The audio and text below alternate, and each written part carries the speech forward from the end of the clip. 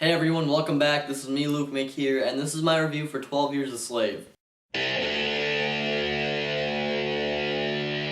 So 12 Years a Slave is a movie about a man by the name of Solomon Northup, and he was a free black man in the 1800s. And what happened to him was he was basically kidnapped and thrown back into slavery for a time of 12 years. He had a family, a house, and everything, and it all just went away because he was kidnapped and, like I said, put back into slavery. Now this movie is based off a true story. The man, Solomon Northup, really did write a novel about his experiences after he was returned, and that's how we got the movie 12 Years a Slave. And I thought it was a pretty miraculous and amazing story, and I really quite thoroughly enjoyed the movie. And I really didn't know if I would, because I'm not a huge fan of biopics, but this was truly a great movie. So let's talk about it. The story, like I said, I thought it was miraculous. It's a slavery movie that I haven't really seen before, kind of, in a way. I mean, I never really knew about this exactly, that people, free black men, would be kidnapped at some times and then thrown back into slavery. Like, I never really realized that that would happen sometimes. So I thought that it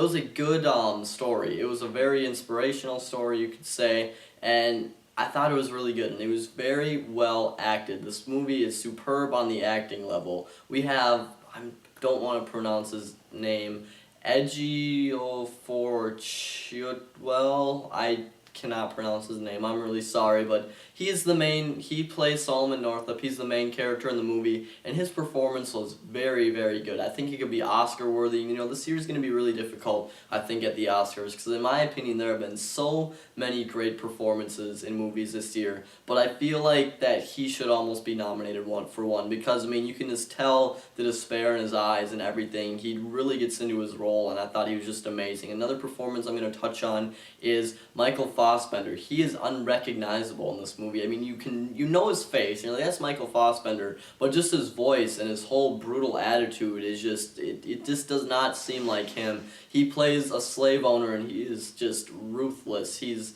really mean, really brutal. He does very bad things, and he's just so sinister, and I thought he was a great, I guess you could say, villain in the movie, and I feel like he should be getting a supporting actor Oscar nomination. And the last performance I'm just going to touch on right here and there is Benedict Cumberbatch. I really like the guy. I've only seen him in The Fifth Estate and Star Trek Into Darkness, but I thought he was really good in the movie. He also played a slave owner. He was a bit more sympathetic, but yeah, also very good. I mean, there are so many great performances and just lots of stars in this movie. I mean, we have Paul Giamatti there for a little while. Paul Dano, who I thought was really good in this movie. He's actually a very talented actor, I've come to realize. And Brad Pitt, and then a few others are here and there. And it's such a big, it's a movie that spans over 12 years, so you meet a lot of different people throughout, so you don't get a lot of screen time with each actor, but I feel like each person made their own impression, so I thought the performances were really good. Now the movie is just very beautifully paced. I thought I'd be getting bored at some parts